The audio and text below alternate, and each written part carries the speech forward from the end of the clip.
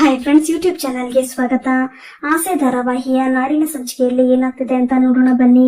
ಮೊದಲಿಗೆ ಶಾಂತಿ, ರೋಹಿಣಿ ಮತ್ತೆ ಮನೋಜ್ ಇಬ್ರು ಕೂಡ ಹೊಸ ಬಿಸ್ನೆಸ್ ಶುರು ಮಾಡ್ತಿರೋದ್ರಿಂದ ಇನ್ಮೇಲೆ ರೋಹಿಣಿಗೆ ಇಷ್ಟ ಆಗಿರೋ ಅಡಿಗೆನೆ ಮಾಡಬೇಕು ಅಂತ, ನಿನ್ಗೆ ಇವತ್ತು ಏನ್ ಬೇಕು ಅಂತ ಹೇಳಮ್ಮ ಅಂತ ರೋಹಿಣಿಗೆ ಶಾಂತಿ ಕೇಳ್ತಾರೆ. ಆಗ ರೋಹಿಣಿ ಮೀನಾ ನೋಡ್ಕೊಂಡು ವೆಜಿಟೇಬಲ್ ಬಿರಿಯಾನಿ ಬೇಕು ಅತ್ತೆ ಅಂದಾಗ ಶಾಂತಿ, ಏನ್ ಮೀನಾ ಕೇಳಿಸ್ಕೊಂಡೆ ತಾನೆ, ಅದನ್ನೇ ಮಾಡಿ ಹೋಗು ಅಂತಾರೆ. ಅದಕ್ಕೆ ಮೀನಾ, ಅದಕ್ಕೆಲ್ಲ ತರಕಾರಿ ಇಲ್ಲ ಅತ್ತೆ, ಹೋಗಿ ತರ್ಬೇಕು ಅಂದಾಗ ಶಾಂತಿ, ಯಾಕೆ ಅದನ್ನ ತಂದು ಮಾಡಕ್ಕಾಗಲ್ವಾ ನಿನ್ಗೆ, ಹೋಗು ತಗೊಂಡ್ ಬಾ ಅಂತಾರೆ. ಆಗ ರಂಗನಾಥ್, ನಿಮ್ಗೆ ಇಷ್ಟ ಆಗಿರೋದು ಮಾಡೋದಲ್ದೆ ತರಕಾರಿ ಕೂಡ ಆ ಮಗುನೇ ಹೋಗಿ ತರ್ಬೇಕಾ ಅಂದಾಗ ಸೂರ್ಯ, ಇದೇನಪ್ಪ ನಾನು ಕೂಡ ಆಗ್ಲಿಂದ ಕೇಳ್ತಿರೋದು ಅಂತ ಹೇಳಿ, ಮೀನಾ ನಿನ್ಗೆ ಯಾವ್ಯಾವ ತರಕಾರಿ ಬೇಕು ಅಂತ ನನಗ್ ಲಿಸ್ಟ್ ಕೊಡು ಅಂತಾನೆ ಸೂರ್ಯ. ಅದಕ್ಕೆ ಮೀನಾ, ಯಾಕ್ರಿ ನೀವ್ ಹೋಗಿ ತರ್ತೀರಾ ಅಂದಾಗ ಸೂರ್ಯ, ನನ್ಗೇನ್ ಗ್ರಹಚಾರನೇನೆ, ನಾನ್ ಯಾಕೆ ಹೋಗಿ ತರ್ಲಿ, ಈ ಪೌಡರ್ ನನ್ಗೆ ಇಷ್ಟ ಆಗಿರೋದ್ ತಾನೇ ಮಾಡ್ತಿರೋದು, ಹಾಗಾದ್ರೆ ಅವಳ ಗಂಡನೇ ಹೋಗಿ ತರ್ತಾನೆ ಬಿಡು, ಲೇ ಪೆಂಗ್ಯ ಹೋಗಿ ತಗೊಂಡ್ ಬಾರು ಅಂತಾನೆ ಸೂರ್ಯ. ಆಗ ಮನೋಜ, ನಾನ್ ಅಂಗಡಿಗೆ ಹೋಗ್ಬೇಕಾ, ಅದೆಲ್ಲ ಆಗಲ್ಲ ಅಂದಾಗ ಸೂರ್ಯ, ಲೇ ಮನೋಜ, ಅಂಗಡಿಗೆ ಹೋಗಿ ವ್ಯಾಪಾರ ಮಾಡಿದ್ರೇನೆ ಕಣೋ ವ್ಯಾಪಾರ ಹೇಗ್ ಮಾಡೋದು ಅಂತ ಕಲ್ತ್ಕೊಳಕ್ ಆಗೋದು ಅಂತಾನೆ. ಆಗ ರಂಗನಾಥ್, ಸೂರ್ಯ ಹೇಳ್ತಿರೋದ್ ಸರಿಯಾಗಿದೆ, ಲೇ ಮನೋಜ ನೀನ್ ಅಂಗಡಿ ಇಡ್ತಿದ್ಯಾ ತಾನೆ, ಕಲ್ತ್ಕೊಂಡಂಗೂ ಆಗುತ್ತೆ ಹೋಗು ಅಂದಾಗ ಮನೋಜ, ಅಪ್ಪ ನಾನೇನ್ ದಿನಸಿ ಅಂಗಡಿ ಇಡ್ತಿಲ್ಲ, ಶೋರೂಮ್ ಅಪ್ಪ ಇಡ್ತಿರೋದು ಅಂತಾನೆ. ಅದಕ್ಕೆ ಸೂರ್ಯ, ಅಲ್ಲೇ ಪೆಂಗ್ಯ ಎಲ್ಲ ಒಂದೇ ಕಣೋ, ಅಷ್ಟಕ್ಕೂ ನಿನ್ ಹೆಂಡತಿ ತಾನೆ ವೆಜಿಟೇಬಲ್ ಬಿರಿಯಾನಿ ಕೇಳಿದ್ದು, ಹಾಗಂದ್ರೆ ನೀನೇ ಹೋಗ್ಬೇಕು ಅಂದಾಗ ಮನೋಜ, ನನ್ಗೆ ಅದೆಲ್ಲ ತಗೊಂಡ್ ಬರೋದಕ್ ಆಗಲ್ಲ ಕಣೋ, ಅದೆಲ್ಲ ಗೊತ್ತಾಗಲ್ಲ ನನ್ಗೆ ಅಂತಾನೆ. ಆಗ ಶಾಂತಿ, ಅವ್ನ್ ಯಾಕೆ ಹೋಗ್ಬೇಕು, ಅವ್ನ್ಗೇನ್ ಹಣೆ ಬರಾನ, ನನ್ ಮಗ ಬಿಸ್ನೆಸ್ ಮಾಡ್ತಿರೋನು ಅಂದಾಗ ರಂಗನಾಥ್, ಏ ಶಾಂತಿ, ಇದ್ರಲ್ಲಿ ಹಣೆ ಬರ ಅನ್ನೋಂಥದ್ದು ಏನೇ ಇದೆ, ಸೂರ್ಯ ಹೇಳ್ತಿರೋದು ಸರಿಯಾಗೇ ಇದೆ, 4-6 ಕಡೆ ಓಡಾಡಿ ಮನೆಗ್ ಬೇಕಾಗಿರೋದು ತಂದ್ರೆ ತಾನೇ ಬೆಲೆಗಳೆಲ್ಲ ಹೇಗಿದೆ ಅಂತ ಗೊತ್ತಾಗೋದು, ಹಾಗೆ ವ್ಯಾಪಾರದ ಬಗ್ಗೆ ಕೂಡ ಕಲ್ತ್ಕೋತಾನೆ. ಮನೋಜ, ನೀನ್ ಹೋಗಿ ತಗೊಂಡ್ ಬರೋ ಹೋಗು ಅಂತ ಹೇಳಿ ಹೋಗ್ತಾರೆ ರಂಗನಾಥ್. ಆಗ ಮನೋಜ ತರೋದಕ್ಕೆ ಕಾಸು ಅಂದಾಗ ಸೂರ್ಯ, ಯಾಕೋ ನಿನ್ ಹೆಂಡತಿಗೆ ತರೋದಕ್ ಕೂಡ ನಿನ್ ಕೈಲಿ ಕಾಸು ಕೊಡೋದಕ್ ಆಗೋದಿಲ್ವಾ ಅಂತಾನೆ. ಆಗ ರೋಹಿಣಿ, ಮನೋಜ್ ಇರಿ ಅಂತ ಹೇಳಿ ದುಡ್ಡು ತರೋದಕ್ಕೆ ಅಂತ ಹೋದಾಗ ಮೀನಾ, ರೀ ಎಲ್ಲಾ ತರಕಾರಿನೂ 1/4 ಕೆಜಿ ತರೋದಕ್ಕೆ ಹೇಳ್ರಿ ಅಂತ ಹೇಳಿ ಹೋಗ್ತಾಳೆ. ಅದಕ್ಕೆ ಸೂರ್ಯ, ಕೇಳಿಸ್ತೇನೋ, ಹೋಗಿ ಕರೆಕ್ಟ್ ಆಗಿ ತಂದ್ಬಿಡು ಅಂದಾಗ ರೋಹಿಣಿ ದುಡ್ಡು ತಂದು ಕೊಟ್ಟು, ನಾನ್ ಹೇಳೋ ತರಕಾರಿ ಮಾತ್ರ ತಗೊಂಡ್ ಬನ್ನಿ ಅಂತ ಹೇಳಿ ಕಳಿಸ್ತಾಳೆ. ಸ್ವಲ್ಪ ಹೊತ್ತಿನ ನಂತರ ಮನೋಜ ತರಕಾರಿ ಎಲ್ಲ ತಂದ್ಕೊಟ್ಟು, ರೋಹಿಣಿ ನೀನ್ ಹೇಳಿದ್ದೆಲ್ಲ ತಂದಿದ್ದೀನಿ ತಗೋ, ಮಿಕ್ಕಿದ ದುಡ್ಡು ಅಂತ ಕೊಟ್ಟಾಗ ರೋಹಿಣಿ, ಏನ್ ಮನೋಜ್ 4 ತರಕಾರಿಗೆ 490 ರೂಪಾಯಿ ಆಯ್ತಾ ಅಂತ ಕೇಳಿದಾಗ, ಹೌದು ರೋಹಿಣಿ, ಬೆಲೆ ಎಲ್ಲ ತುಂಬಾ ಜಾಸ್ತಿ ಆಗಿದೆ ಅಂತಾನೆ. ಆಗ ಮೀನಾ ತರಕಾರಿ ನೋಡಿ ಸೂರ್ಯ ಹತ್ರ ಬಂದು, ರೀ ಇಷ್ಟು ತರಕಾರಿಗೆ ಅಷ್ಟೊಂದೆಲ್ಲ ದುಡ್ಡು ಆಗಲ್ಲ ರೀ ಅಂದಾಗ ಸೂರ್ಯ, ಲೇ ಮಿಕ್ಕಿದ ದುಡ್ಡು ಏನಾದ್ರು ತಗೊಂಡ್ ತಿನ್ಬಿಟ್ಟಿಯೇನೋ, ಎಲ್ಲಿ ಬಾಯ್ ತೋರ್ಸು ಅಂತಾನೆ. ಆಗ ಮನೋಜ, ಲೇ ಸುಮ್ನಿರೋ ಸೂರ್ಯ, ಅಷ್ಟೇ ಆಗಿದ್ದು ಅಂದಾಗ ಶಾಂತಿ, ಅದೇಗೋ ಮನೋಜ 490 ರೂಪಾಯಿ ಆಗುತ್ತೆ, ಅದು ಬರೀ 4 ತರಕಾರಿಗೆ ಅಂತಾರೆ. ಅದಕ್ಕೆ ರಂಗನಾಥ್, ಮನೋಜ ಸರಿಯಾಗಿ ಕೇಳಿದ್ಯಾ ನೀನು ಅಂದಾಗ ಮನೋಜ, ಅಪ್ಪ ಬಿಲ್ ಕೂಡ ಇದೆಯಪ್ಪ ಇಲ್ಲಿ ಅಂತ ಹೇಳಿ, ತಗೋ ರೋಹಿಣಿ ನೀನೇ ನೋಡು ಅಂತ ಬಿಲ್ ತೋರಿಸ್ತಾನೆ. ಆಗ ರೋಹಿಣಿ, ಹೌದಲ್ವಾ, ಯಾಕೆ ಇಷ್ಟೊಂದು ಹಾಕಿದ್ದಾರೆ ಅಂದಾಗ ಸೂರ್ಯ, ಇವ್ನ್ ತೋರ್ಸೋ ಬಿಲ್ ನ ನಂಬೋದಕ್ಕಾಗೋದಿಲ್ಲ, ನೀನೇ ಕೇಳಿದ್ ಬಿಲ್ ಬರ್ಸ್ಕೊಂಡ್ರು ಬಂದಿರ್ತೀಯ ಅಂತಾನೆ. ಆಗ ಮನೋಜ, ಇದಕ್ಕೆ ನಾನು ಹೇಳಿದ್ದು ನಾನು ಅಂಗಡಿಗೆ ಹೋಗಲ್ಲ ಅಂತ ಅಂತಿರುವಾಗ್ಲೇ ತರಕಾರಿ ಅಂಗಡಿಯವರು ಮನೆಗ್ ಬರ್ತಾರೆ. ಆಗ ಮೀನಾ ಬಂದು, ಏನಣ್ಣ ಇದು, ಬರೀ 4 ತರಕಾರಿಗೆ ಇಷ್ಟೊಂದು ದುಡ್ಡು ತಗೊಂಡಿದ್ದೀರಾ ಅಂದಾಗ ಅಂಗಡಿಯವರು, ಇಲ್ಲಮ್ಮ ನಾನು ಇವ್ರನ್ನ ಕರೀತಾನೆ ಇದ್ದೆ, ಆದ್ರೂ ಕೂಡ ಇವರು ಕಾರ್ ತಗೊಂಡು ಫಾಸ್ಟ್ ಆಗಿ ಬಂದ್ಬಿಟ್ರು, ತೂಕದ ಮಿಷಿನ್ ಅಲ್ಲಿ ಸ್ವಲ್ಪ ಪ್ರಾಬ್ಲಮ್ ಇತ್ತು, 190 ರೂಪಾಯಿ ಬದಲಿಗೆ 490 ರೂಪಾಯಿ ಅಂತ ತಪ್ಪಾಗಿ ಪ್ರಿಂಟ್ ಆಗಿದೆ, ತಗೊಳಪ್ಪ ಮಿಕ್ಕಿದ ದುಡ್ಡು ಅಂತ ಹೇಳಿ ದುಡ್ಡು ಕೊಟ್ಟು, ಇದಕ್ ಹೋಗಿ ಮನೆವರೆಗೂ ಹುಡ್ಕೊಂಡ್ ಬರೋ ತರ ಮಾಡ್ಬಿಟ್ಟಲ್ಲಪ್ಪ ಅಂತ ಹೇಳಿ ಹೋಗ್ತಾರೆ. ಆಗ ಮನೋಜ ರೋಹಿಣಿ ಸೂರ್ಯನ್ನೇ ನೋಡ್ತಿದ್ರೆ ಸೂರ್ಯ ಮೀನಾ ಮನೋಜನ್ ನೋಡಿ ಜೋರಾಗಿ ನಗ್ತಿರ್ತಾರೆ.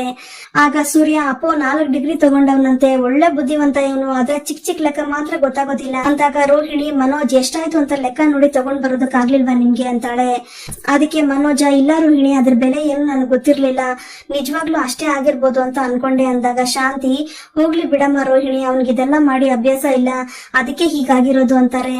ಆಗ ರಂಗನಾಥ್, ಏನೇ ಶಾಂತಿ ಅಭ್ಯಾಸ ಇಲ್ಲ ಅಂತಿದ್ಯಾ, ಈಗ ಶೋರೂಮ್ ಇಡ್ತಿದ್ದಾನೆ, ಈ ಚಿಕ್ಕ ಲೆಕ್ಕನೇ ಗೊತ್ತಾಗದೆ ಹೋದ್ರೆ ಇನ್ನು ದೊಡ್ಡ ದೊಡ್ಡ ಬಿಸ್ನೆಸ್ ನ ಹೇಗೆ ಮಾಡ್ತಾನೆ ಅಂತ ಹೇಳಿ, ಇಲ್ಲೇ ಮನೋಜ ಇನ್ಮೇಲಾದ್ರೂ ಸರಿಯಾಗಿ ನೋಡ್ಕೊಂಡು ವ್ಯವಹಾರ ಮಾಡಪ್ಪ ಅಂದಾಗ ಸೂರ್ಯ, ಅಪ್ಪೋ ಇವನು ಇವ್ರ ಮಾವನ್ ದುಡ್ಡನ್ನ ಹಾಳು ಮಾಡದೆ ಹೋದ್ರೆ ಸಾಕು, ಬರೀ ವೆಜಿಟೇಬಲ್ ಬಿರಿಯಾನಿಗೆ 300 ರೂಪಾಯಿ ಹಾಳು ಮಾಡ್ತಿದ್ದ ಅಂತಾನೆ. ಆಗ ರಂಗನಾಥ್, ಹೋಗ್ಲಿ ಬಿಡಪ್ಪ, ನಾಳೆ ಮನೇಲಿ ವಿಶೇಷ ಇದೆ, ಅದಕ್ಕೂ ಒಳ್ಳೆ ಒಳ್ಳೆ ಅಡಿಗೆ ಮಾಡ್ಬೇಕು ಅಂದಾಗ ಸೂರ್ಯ, ನಾಳೆ ಏನಪ್ಪಾ ಅಂತದ್ದು ಮನೇಲಿ ವಿಶೇಷ ಅಂತಾನೆ.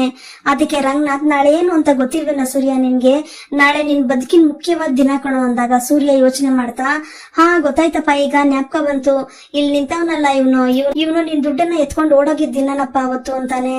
ಅದಕ್ಕೆ ರಂಗನಾಥ್, ಲೇ ಸೂರ್ಯ, ನಿನಗ್ ಬರೀ ಅದ್ ಮಾತ್ರ ನಿನ್ನ ಜ್ಞಾಪಕ ಬರ್ತಿರೋದು, ಅವತ್ತು ಬೇರೆ ಒಂದು ಮುಖ್ಯವಾದ ದಿನ ಕಣೋ ಅಂದಾಗ ಸೂರ್ಯ, ಬೇರೆ ಏನಪ್ಪಾ ಅಂತ ಯೋಚನೆ ಮಾಡ್ತಿರುವಾಗ ಮೀನಾ, ಬಿಡಿ ಮಾವ, ಅವ್ರಿಗೆ ನೆನ್ಪಿಲ್ಲ, ಹಾಗೆ ಇರ್ಲಿ ಅಂತ ಕೋಪ ಮಾಡ್ಕೊಂಡು ಅಲ್ಲಿಂದ ಹೋಗ್ತಾಳೆ.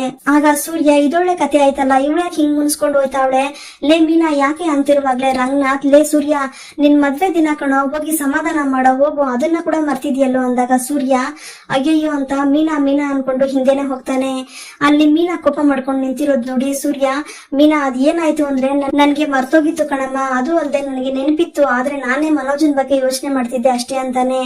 ಅದಕ್ಕೆ ಮೀನಾ, ನಿಮ್ಗೆ ಯಾವಾಗ್ಲೂ ಅವ್ರ ಬಗ್ಗೆನೇ ಯೋಚನೆ ಅಲ್ವಾ, ಅವ್ರ 27 ಲಕ್ಷ ತಗೊಂಡ್ ಹೋಗಿದ್ ಮಾತ್ರ ನೆನ್ಪಿದೆ ನಿಮ್ಗೆ, ಆದ್ರೆ ನಮ್ ಮದ್ವೆ ಆಗಿದ್ದು ಮಾತ್ರ ನೆನ್ಪಿಲ್ಲ ಅಲ್ವಾ ನಿಮ್ಗೆ, ನನ್ ಮೇಲೆ ಸ್ವಲ್ಪನೂ ಪ್ರೀತಿ ಇಲ್ಲ ನಿಮ್ಗೆ, ಹೋಗ್ರಿ ಆ ಕಡೆ ನನ್ನ ಮುಟ್ಬೇಡಿ ಅಂತ ಹೇಳ್ತಾಳೆ. ಅದಕ್ಕೆ ಸೂರ್ಯ, ಅಯ್ಯೋ ಮೀನಾ ಒಂದ್ ನಿಮಿಷ ಇರಮ್ಮ, ಅದು ನನ್ಗೆ ಯಾಕೆ ನೆನ್ಪಿಲ್ಲ ಅಂತ ಗೊತ್ತಾ ನಿನ್ಗೆ, ನಾನೇನಾದ್ರೂ ನಿನ್ನ ಹುಡುಗಿ ನೋಡಕ್ ಬಂದು ಲಗ್ನ ಪತ್ರಿಕೆ ಹೊಡಿಸಿ ನಾವಿಬ್ರು ಇಷ್ಟಪಟ್ಟು ಮದ್ವೆ ಆಗಿದ್ರೆ ನೆನಪಿಗೆ ಬಂದಿರೋದು, ಆದ್ರೆ ಆ ದಿನನ ನಾನು ಯಾವತ್ತೂ ಮದ್ವೆ ದಿನ ಅಂತ ಅನ್ಕೊಂಡೇ ಇಲ್ಲ, ಆದ್ರೆ ಆವತ್ತು ಇನ್ನೊಂದ್ ದಿನ ನನ್ ತಾಳಿ ತಂದ್ಕೊಟ್ಟು ಮತ್ತೆ ಮದ್ವೆ ಆದ್ವಲ್ಲ, ಅದೇ ನನಗ್ ಮದ್ವೆ ಆದ ದಿನ ಅಂತ ಅನ್ಸಿರೋದು, ಅದೇ ನನ್ ಮನ್ಸಲ್ಲಿ ಇಟ್ಕೊಂಡಿರೋದು ಅಂದಾಗ ಮೀನಾ ಖುಷಿ ಪಡ್ತಾ, ಅದಾದ್ರೂ ನೆನ್ಪಿಟ್ಕೊಂಡಿದ್ದೀರಲ್ಲ, ಅದನ್ನು ಎಲ್ಲಿ ಮರ್ತೋಗಿದ್ದೀರೋ ಅಂತ ಅನ್ಕೊಂಡಿದ್ದೆ ಅಂತ ನಗ್ತಿರ್ತಾಳೆ. ಆಗ ಸೂರ್ಯ, ಆ ಮದ್ವೆ ಅನ್ನೋದು ಒಂದು ವಿಶೇಷವಾದ ದಿನ, ಆದ್ರೆ ಅವತ್ತು ನಮ್ ಜೀವನದಲ್ಲಿ ಮನೋಜ್ ನಿಂದ ಏನೇನೋ ಆಗೋಯ್ತು ಅಂದಾಗ ಮೀನಾ, ಹೌದು ರೀ, ನೀವು ಪ್ರತಿ ಸಾರಿ ಹೇಳ್ತಿದ್ರಲ್ಲ, ನನ್ಗೂ ಹೇಳಿದ್ರಿ ತಾನೇ ಅವತ್ತು ಬ್ಯೂಟಿ ಪಾರ್ಲರ್ ಒಳಗಡೆ ಹೋಗಿ ಒಂದ್ ಮಣ ಮೇಕಪ್ ಹಾಕೊಂಡ್ ಬಂದಿದ್ಯಾ ಅಂತ ನನ್ಗೂ ಕೂಡ ಹೇಳಿದ್ರಿ ಅಲ್ವಾ ಅಂತ ಮೀನಾ ಹೇಳ್ತಾಳೆ. ಆಗ ಸೂರ್ಯ, ಅಯ್ಯೋ ಬಿಡಮ್ಮ, ನೀನ್ ಹಾಗೆ ತುಂಬಾ ಮುದ್ದಾಗ್ ಕಾಣ್ತೀಯ ಅಂತಿರ್ತಾನೆ. ಆಗ ಮೀನಾ, ನಮ್ಮ ಮೊದಲನೇ ಸಾರಿ ಎಲ್ಲಿ ನೋಡಿದ್ರಿ ನೀವು, ನೆನ್ಪಿದ್ಯಾ ನಿಮ್ಗೆ, ಹೇಳಿ ನೋಡೋಣ ಅಂದಾಗ, ಮೊದಲನೇ ಸರಿನಾ, ಅದೇ ಆ ಮದ್ವೆ ದಿನ ಯಾರ್ದೋ ಕಾರ್ ಹತ್ತಿದ್ದೆ ಅಲ್ವಾ ನೀನು, ಆಮೇಲೆ ನಾನ್ ನಿನ್ನ ಕರ್ಕೊಂಡ್ ಹೋಗಿದ್ದು ನೆನ್ಪಿದೆ ಅಲ್ವಾ ನಿನ್ಗೆ ಅಂತ ಸೂರ್ಯ ಕೇಳ್ತಾನೆ. ಹೌದು ರೀ, ಆದ್ರೆ ಅದಕ್ಕೂ ಮುಂಚೆ ಎಲ್ಲಿ ನೋಡಿದ್ರಿ ನೀವು ನನ್ನ, ನೆನ್ಪ್ ಮಾಡ್ಕೊಳ್ಳಿ ಅಂದಾಗ, ಅದಕ್ಕೂ ಮುಂಚೆ ಎಲ್ಲೇ ನೋಡಿದ್ದೆ ನಿನ್ನ, ನೆನ್ಪಿರ್ವಲ್ಲ ಅಂತ ಸೂರ್ಯ ಹೇಳ್ತಾನೆ. ಆಗ ಮೀನಾ, ನಾನ್ ನೋಡಿದೀನ್ರಿ ನಿಮ್ನ, ಅದೇ ಮೊದಲನೇ ಸಾರಿ ನೀವು ದೇವಸ್ಥಾನದಲ್ಲಿ ಏನೋ ಜಗಳ ಮಾಡ್ತಿದ್ರಲ್ವಾ, ಆಮೇಲೆ ನಿಮ್ ಫ್ರೆಂಡ್ಸ್ ಜೊತೆ ಕುಡ್ಕೊಂಡ್ ಬಂದು ಜಗಳ ಮಾಡಿದ್ರಿ, ಯಾರಿಗೋ ಹೊಡಿತಿದ್ರಿ ಅಂತ ಮೀನಾ ಹೇಳಿದಾಗ, ನಾನ್ ಹೊಡಿತಿದ್ನ, ನಾನ್ ಅಷ್ಟೊಂದೆಲ್ಲ ಕೆಟ್ಟವನು ಅಲ್ವಲ್ಲಮ್ಮ, ನಾನ್ ತುಂಬಾ ಒಳ್ಳೆ ಹುಡುಗ ಅಂತ ಸೂರ್ಯ ಹೇಳಿದಾಗ, ಯಾರು ನೀವಾ, ಅದು ನೀವ್ ಆಕ್ಟಿಂಗ್ ಮಾಡ್ತಿದ್ರಿ, ಅದಾದ್ಮೇಲೆ ಸೀರಿಯಲ್ ಅಲ್ಲಿ ಬೇರೆ ಬಂದಿದ್ರಿ ನೀವು, ಆದ್ರೆ ನಾನೇ ನಿಮ್ಮನ್ನ ತಪ್ಪು ತಿಳ್ಕೊಂಡಿದ್ದೆ ಅಂತ ಮೀನಾ ಹೇಳಿದಾಗ, ಓ ಹೌದಲ್ವಾ, ನಾನ್ ಸೀರಿಯಲ್ ಅಲ್ಲಿ ಬಂದಿದ್ದೆ ಒಂದು ಫೈಟಿಂಗ್ ಸೀನ್ ಅಲ್ಲಿ ಅಂತ ಸೂರ್ಯ ಮಾತಾಡ್ತಿರ್ತಾನೆ. ಅದಾದ್ಮೇಲೆ ಮಾವನ್ ಫ್ರೆಂಡ್ ಇದ್ದಾರಲ್ಲ, ಅವ್ರ ಹಾರ ಬೇರೆ ಕೇಳಿದ್ರು, ಅದನ್ನ ತಗೊಂಡು ಬಂದಿದ್ದೆ ನಾನು, ನೆನ್ಪಿದ್ಯಾ ನಿಮ್ಗೆ, ಮಾವನ್ ರಿಟೈರ್ಮೆಂಟ್ ಅಲ್ಲಿ ಅಂತ ಮೀನಾ ಕೇಳಿದಾಗ, ಓ ಹೌದಲ್ವಾ, ಆಗ ನೀನು ಕೂಡ ನನ್ನ ಬೈದಿದ್ದೆ ಅಂತ ಸೂರ್ಯ ಹೇಳಿದಾಗ, ನಾನ್ ಬೈದಿದ್ನ, ಅದೆಲ್ಲ ನನಗ್ ಗೊತ್ತಿಲ್ಲಪ್ಪ, ನನಗ್ ನೆನ್ಪಿಲ್ಲ ಅಂತ ಮೀನಾ ಹೇಳ್ತಾಳೆ. ಆಗ ಸೂರ್ಯ, ಬೇರೆ ಎಲ್ಲ ನೆನ್ಪಿದೆ, ಆದ್ರೆ ನೀನ್ ನನಗ್ ಬೈದಿದ್ ಮಾತ್ರ ನೆನ್ಪಿಲ್ವಾ, ನಿಜ ಹೇಳು ಅಂತ ಕೇಳಿದಾಗ, ನೆನ್ಪಿಲ್ಲ ರೀ ಅಂತ ಮೀನಾ ಹೇಳ್ತಾಳೆ. ಹಾಗೆ ಸೂರ್ಯ ಮತ್ತೆ ಮೀನಾ ಇಬ್ರು ಖುಷಿಯಿಂದ ಮಾತಾಡ್ತಿರ್ತಾರೆ. ಬೆಳಗ್ಗೆ ಎದ್ದಿದ ತಕ್ಷಣನೇ ರಂಗನಾಥ್ಗೆ ಕಾಫಿ ಕೊಡೋದಕ್ಕೆ ಅಂತ ಮೀನಾ ಹೋದಾಗ, ರಂಗನಾಥ್ ಬೇಜಾರ್ ಮಾಡ್ಕೊಂಡಿದ್ಯಾ ಕಂದ, ಅವನ್ಗೆ ನೆನ್ಪಿಲ್ಲಮ್ಮ, ಏನು ಬೇಜಾರ್ ಮಾಡ್ಕೋಬೇಡ ಅಂತ ರಂಗನಾಥ್ ಹೇಳಿದಾಗ, ಮಾವ ನನಗೂ ತುಂಬಾ ಬೇಜಾರಾಗಿತ್ತು, ಕೋಪ ಮಾಡ್ಕೊಂಡಿದ್ದೆ, ಅದಾದ್ಮೇಲೆ ಅವ್ರು ಹೇಳಿದ ಮಾತು ಕೇಳಿ ನನ್ಗೂ ನಿಜವಾಗ್ಲೂ ಖುಷಿ ಆಯ್ತು, ಅವ್ರು ನೆನ್ಪಿಟ್ಕೊಂಡಿದ್ದಾರೆ ಮಾವ, ಆದ್ರೂ ಕೂಡ ಮರ್ತಿರೋ ತರ ನಾಟಕ ಮಾಡಿದ್ದಾರೆ ಅಷ್ಟೇ ಅಂತ ಮೀನಾ ಹೇಳ್ತಾಳೆ. ಅಷ್ಟರಲ್ಲಿ ಮೀನಾ ತಾಯಿ ಕುಸುಮ ಶಾಂತಿ ಮನೆಗ್ ಬರ್ತಾರೆ. ಅವ್ರು ಬಂದಿದ ತಕ್ಷಣನೇ, ಅಮ್ಮ ಏನಮ್ಮ ಇದ್ದಕ್ಕಿದ್ದಾಗೆ ಬಂದ್ಬಿಟ್ಟಿದ್ಯಾ, ಹೇಗಿದ್ಯಾ ಅಂತ ಮೀನಾ ಕೇಳ್ತಾಳೆ.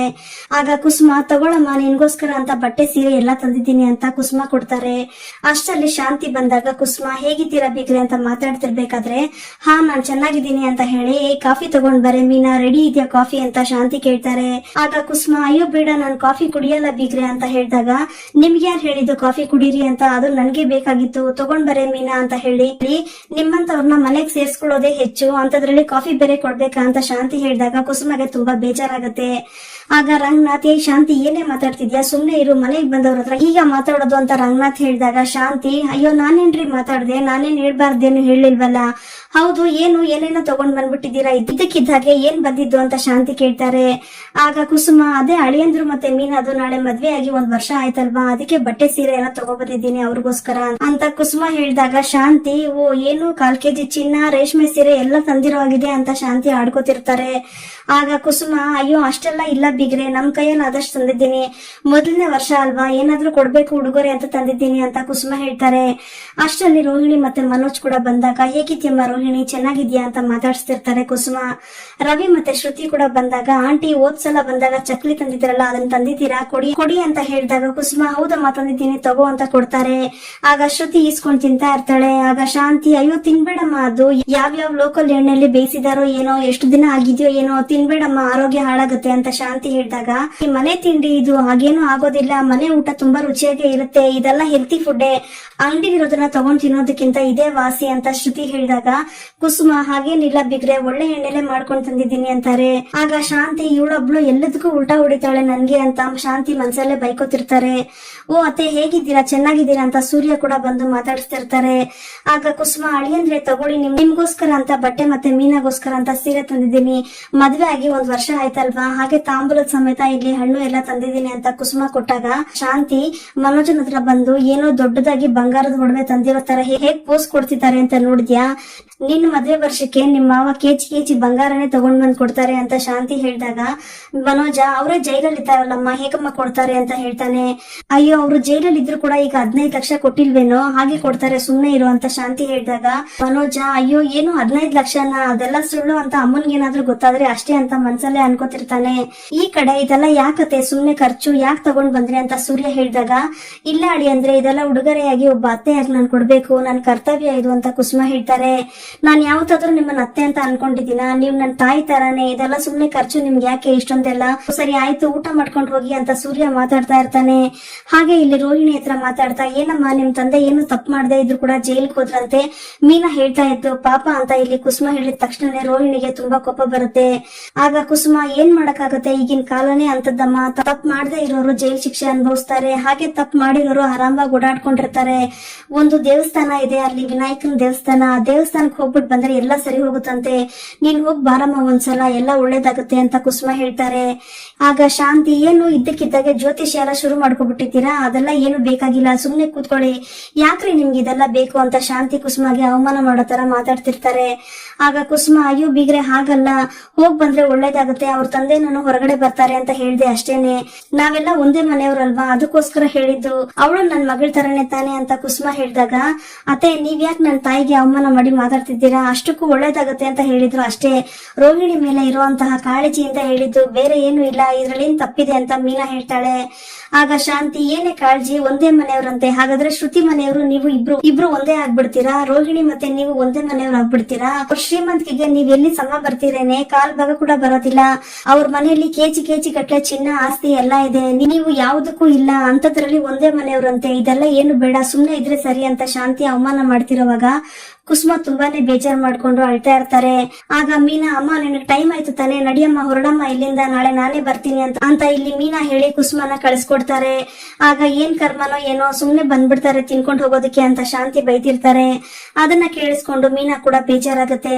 ಆಗ ರೋಹಿಣಿ ಹೋಗಿ ಹೇ ಮೀನಾ ಏನ್ ಅನ್ಕೊಂಡಿದ್ದಾರೆ ನಿಮ್ಮಮ್ಮ, ನೀವ್ ಯಾಕೆ ಈ ತರ ಮಾಡಿದ್ರಿ, ನನ್ ವಿಷಯನ ಹೋಗಿ ನಿಮ್ಮಮ್ಮನ ಮನೆಯಲ್ಲಿ ನಿಮ್ಮಮ್ಮನ ಹತ್ರ ಮಾತಾಡುವಂತದ್ದು, ಅಲ್ಲಿ ಹೋಗಿ ಚಾಡಿ ಹೇಳುವಂತದ್ದು ಏನಿದೆ ಅಂತ ರೋಹಿಣಿ ಕೇಳಿದ ತಕ್ಷಣನೇ ಇದರಲ್ಲಿ ಚಾಡಿ ಹೇಳುವಂತದ್ದು ಏನ್ ಬಂತು ರೋಹಿಣಿ ಅವ್ರೆ, ನಾನು ಇರೋದನ್ನೇ ಹೇಳ್ದೆ, ಅಷ್ಟಕ್ಕೂ ಅವರು ನನ್ನ ತಾಯಿ ಅಲ್ವಾ, ಅದಕ್ಕೆ ನಮ್ಮ ಮನೆಯಲ್ಲಿ ಏನ್ ನಡೀತು ಅಂತ ಹೇಳ್ದೆ ಅಷ್ಟೇ, ನಿಮ್ ಮೇಲೆ ಇರುವಂತ ಕಾಳಜಿಗೆ ಅವ್ರೇನೋ ಒಂದ್ ಮಾತು ಹೇಳಿದ್ರು, ಆದ್ರೆ ನೀವ್ ನೋಡಿದ್ರೆ ಈ ತರ ಎಲ್ಲ ಮಾತಾಡ್ತಿದ್ದೀರಲ್ಲ ರೋಹಿಣಿ ಅಂತ ಮೀನಾ ಹೇಳ್ತಾಳೆ. ಆಗ ಶಾಂತಿ ಬಂದು ಏನೇ ಕಾಳಜಿನೂ ಇಲ್ಲ ಏನೂ ಇಲ್ಲ, ಎಷ್ಟು ಸಲ ಹೇಳಿದೀನಿ ಮನೆಯಿಂದ ಏನೇ ನಡೆದ್ರು ಕೂಡ ನಿಮ್ ಮನೆಯವ್ರಿಗೆ ವಿಷಯ ಮುಟ್ಬಾರ್ದು ಅಂತ, ಆದ್ರೂ ಕೂಡ ಇಲ್ಲಿರೋ ವಿಷಯನ ತಗೊಂಡೋಗಿ ಅಲ್ಲಿ ಹೇಳ್ತೀಯಲ್ಲ, ನಿನ್ಗೇನು ಒಂದ್ಸಲಿ ಹೇಳಿದ್ರೆ ಗೊತ್ತಾಗಲ್ವಾ, ನಾಚಿಕೆ ಇಲ್ವಾ ನಿನ್ಗೆ ಅಂತ ಶಾಂತಿ ಬೈತಿರ್ತಾರೆ. ಆಗ ರೋಹಿಣಿ ಮೀನಾ ಅವ್ರೆ ನಿಮ್ ವಿಷಯದ ಬಗ್ಗೆ ನನ್ನ ಮನೆಯಲ್ಲಿ ನಾನು ಯಾವತ್ತೂ ನನ್ನ ತಂದೆ ಹತ್ರ ಆಗ್ಲಿ ನನ್ನ ಮಾವನ ಹತ್ರ ಆಗ್ಲಿ ಮಾತಾಡ್ಕೊಂಡಿಲ್ಲ, ಹಾಗೇನೆ ನನ್ನ ವಿಷಯದ ಬಗ್ಗೆ ನಿಮ್ ಮನೆಯವ್ರ ಹತ್ರ ಆಗ್ಲಿ ನಿಮ್ಮ ಅಮ್ಮನ ಹತ್ರ ಆಗ್ಲಿ ನನ್ನ ಪರ್ಸನಲ್ ವಿಷಯನ ಮಾತಾಡ್ಬೇಡಿ, ಅಕಸ್ಮಾತ್ ಏನಾದ್ರೂ ಮತ್ತೆ ಇದೇ ತರ ಆದ್ರೆ ನಾನಂತೂ ಸುಮ್ಮನೆ ಇರೋದಿಲ್ಲ ಅಂತ ಕೋಪ ಮಾಡ್ಕೊಂಡು ರೋಹಿಣಿ ಬೈದು ಹೋಗ್ತಾಳೆ. ಇಲ್ಲಿಗೆ ಈ ಸಂಚಿಕೆಯ ವಿಡಿಯೋ ಮುಕ್ತಾಯವಾಗುತ್ತದೆ. ವಿಡಿಯೋ ನಿಮ್ಗೆ ಇಷ್ಟ ಆಗಿದ್ರೆ ಪ್ಲೀಸ್ ಲೈಕ್ ಮಾಡಿ, ಸಬ್ಸ್ಕ್ರೈಬ್ ಮಾಡಿ. Thank you.